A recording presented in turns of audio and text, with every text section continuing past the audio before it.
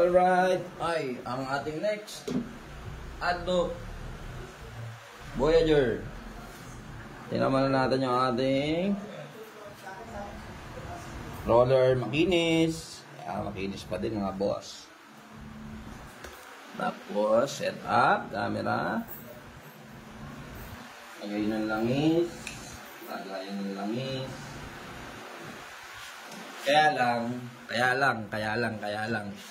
May problema tayo, tira-tira lang to. Oh. Tira-tira lang, dinala lang nung customer kanina. Binigay niya for testing daw. Kasi nga, wala tayo nito no? So ito, invalid din itong, ano na to, review, testing. Invalid din kasi nga hindi naman siya sealed, no? Ginagawa natin kasi for sealed. Pero for the sake of curiosity, pangmamarites niya, total ito, tira naman to at honest naman tayo. Kaya ito, testingin lang natin. Okay?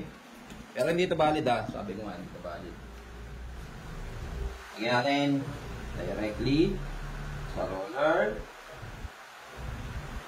Ayan.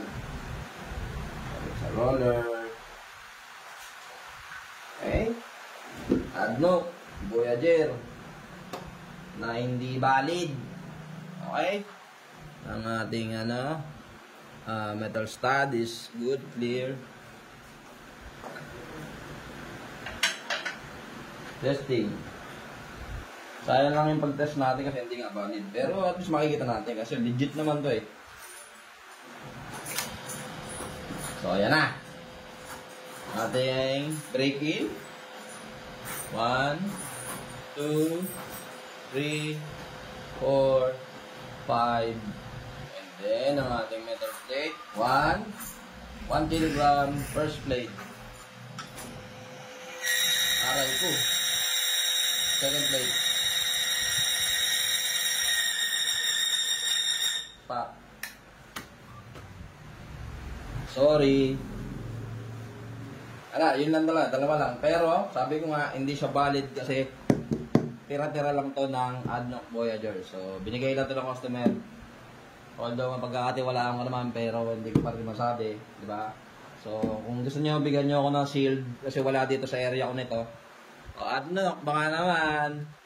Nadala nyo kami dito, Adno, para maging legit yung ating review. Kasi, dalawa lang inabot Diba? Siyempre, nakakalungkot. Dalawa lang. Walang laban. Walang kalaban-laban. Tingnan natin yung titingnan pa rin natin yung damage.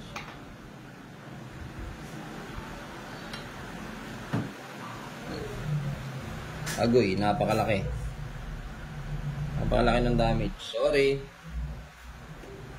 Pero gaya nga ng sabi ko mga boss, hindi po legit yung pagkaka-test natin na yon. So, para lang sa mga nagmamartes, nagmamadali, nang gusto matesting, Adno Voyager po itinesting natin na hindi valid kasi nga hindi siya sealed. Okay, tira-tira lang to. So, pwede kasing na-contaminate na or what. Diba? Hindi natin alam.